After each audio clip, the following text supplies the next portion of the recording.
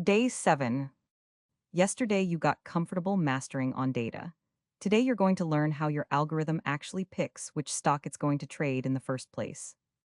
Your algorithm can react to data and place orders, but none of that means anything if it doesn't know which asset to look at. Something has to tell it, watch this one. So, what is AddEquity? AddEquity is the method you call in initialize to tell your algorithm which stock to track, so it starts receiving price data for that specific symbol. Here's a simple analogy to explain it better. On the left we have subscribing to a channel, on the right AddEquity. Imagine you want updates from a specific news channel. Until you subscribe, nothing comes through, no alerts, no headlines, nothing. The moment you subscribe, every new story from that channel starts landing in your feed.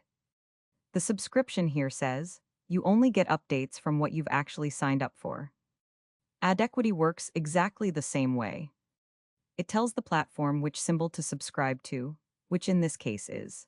Until you call AddEquity for a stock, your algorithm receives no price data for it at all, and on data has nothing to react to.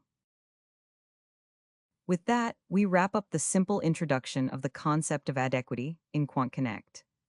Here's a quick knowledge check. Your algorithm receives price data for a stock automatically, even without calling AddEquity, true or false. And the correct answer is false.